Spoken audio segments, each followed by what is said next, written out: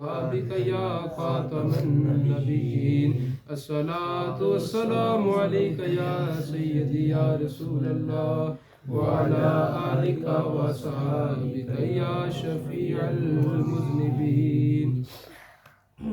سورہ یاسین آپ اور میں پڑھتے رہتے ہیں، تلاوت کرتے رہتے ہیں.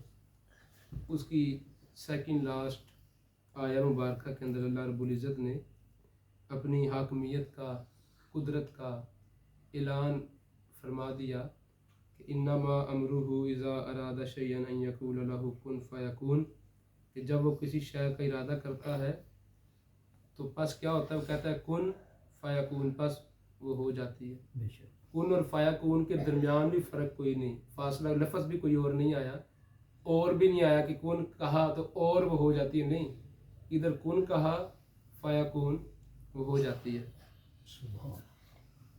یہ آیت میرے ذہن میں ایک دن بیٹھے بیٹھے یکدم خیال آیا کہ اس کے اوپر تھوڑی سی گفتگو کی ضرورت ہے. جس قدر نا امیدی اور مایوسی کے بادل چھائے ہوئے ہیں ہمارے ماحول کے اوپر، ہمارے ملک کے اندر اور پوری دنیا کے اندر، عالم اسلام کے اوپر جو بادل منڈلا رہے ہیں نا خوف کے اور مایوسی کے، تو یہ آیہ مبارکہ اتنی روشن اور واضح ہے کہ پھر بھی اگر یہ بادل نہ جھٹیں، خوف ختم نہ ہو، تو اس کا مطلب کہ ہم اللہ رب العزت کو مانتے ہی نہیں. اگر مانتے ہوں تو خوف کس چیز کا؟ جب اس نے کہا کہ کن کہتا ہے اور فیکون وہ ہو جاتی ہے.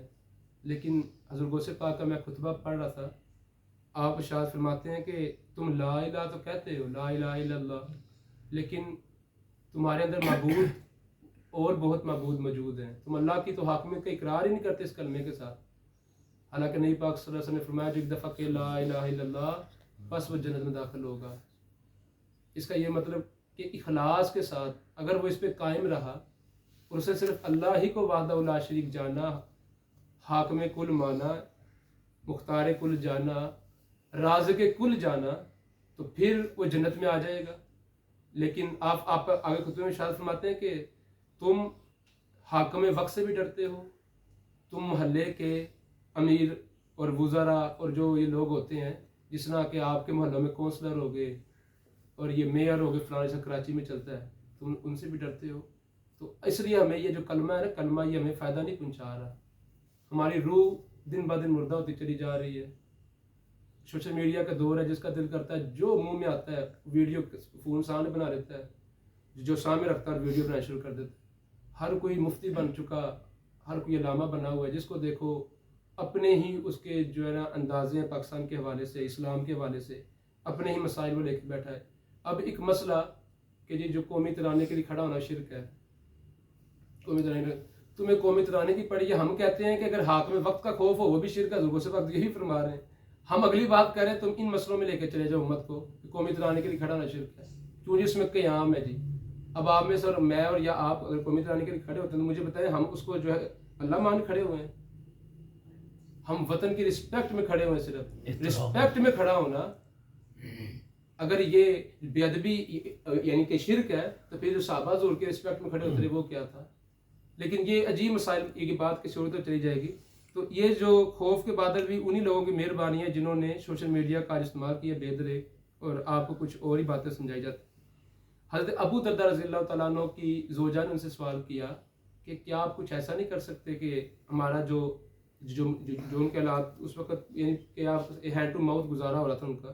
تو ان کی زوجہ نے آج کل بھی جو خواتین خواہش کا اظہار کر دیتی ہیں اپنے ہسبینڈ سے، شوہروں سے، یا جو کمانے والا گھر کا سربراہ ہوتا ہے اس سے، کہ اگر آپ چاہیں یعنی کچھ اور کر لیں، تھوڑا سا جو پارٹ ٹائم بھی کام کر لیں، تھوڑی سی کچھ اور سیلری آپ کی کچھ اور پیکج بڑھ جائے تو اور ہمارے معاملہ ٹھیک ہو جائیں. تو ابو درداء رضی اللہ تعالیٰ کی زوجہ نے یہ خواہش کا اظہار کیا تو آپ نے نبی پاک صلی اللہ علیہ وسلم کا فرمان سنایا. یہ بات نقل کرنے والے بابا جی سوئی برکت سرکار مقالات حکمت میں بات نقل کرتے ہیں اور یہ حدیث کوٹ کرتے ہیں. صحاح ستہ کی حدیث مبارکہ آپ کہتے ہیں کہ میں نے کریم آقا صلی اللہ علیہ وسلم کی زبان اقدس سے یہ فرمان علی شان سنا.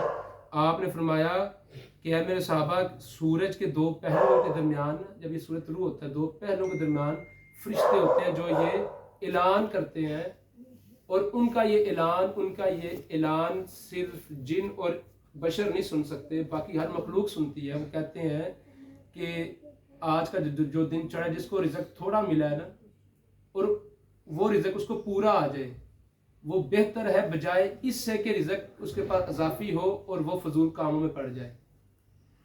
لہٰذا آپ نے اپنی زوجہ کو یہ حدیث مبارکہ سنا کے سمجھایا کہ کریم آقا صلی اللہ علیہ وسلم نے، اور یہ جو بابا جی واحد صاحب کا بھی کلمہ ایک اور پڑھ رہا تھا، ان کا جو پیغمبر ہیں وہ دین تقسیم کرنے آئے، ایمان تقسیم کرنے آئے تھے، وہ دولت تقسیم کرنے کوئی بھی نہیں آیا. آج میرے کریم آقا صلی اللہ علیہ وسلم کا فرمان ہے قیامت میری امت کے 2 مشغلے ہوں گے. ایک فرمایا عورت ان کا مرکز ہوگی، دوسرا آپ نے فرمایا کہ مال. اور آج آپ دیکھ لیں کہ صرف مال، جس کو یوٹیوب کھول کے دیکھ لو، میں اتنے کما رہا ہوں تم بھی کما لو، میں اتنے کما رہا ہوں تم بھی کما لو، میں اتنے کما رہا ہوں تم بھی کما لو، میں باہر گیا میں امیر ہو گیا، میں باہر جا کے یہ کر رہا ہوں، میں وہ کر رہا ہوں. نوجوانوں کا دماغ بالکل پاگل کر دیا گیا ہے. اور جو اللہ کا نفع کون کہ میں کہتا ہوں ہو جاتا ہے، بھائی کبھی اس کی طرف جو ہے متوجہ ہو کے دیکھیں. لیکن ہم اس کی جانب متوجہ نہیں ہوتے، اور ہم نے جو ہے نا آن لائن سورسز کے ذریعے، شاید میں یہ اس کا انکار نہیں کرتا سورسز کا کہ یہ اس کا استعمال نہ کریں، میں یہ کہہ رہا ہوں کہ وہ رزق جب حضور اپنے صحابہ کو کہہ رہے ہیں کہ جو تمہیں پورا آج کفایت کر جائے تمہاری فیملی کو، تو شکر ادا کرو اس پہ، بجائے اس کے کہ رزق بڑھا دیا جائے اور تم فضول کاموں میں پڑ جاؤ.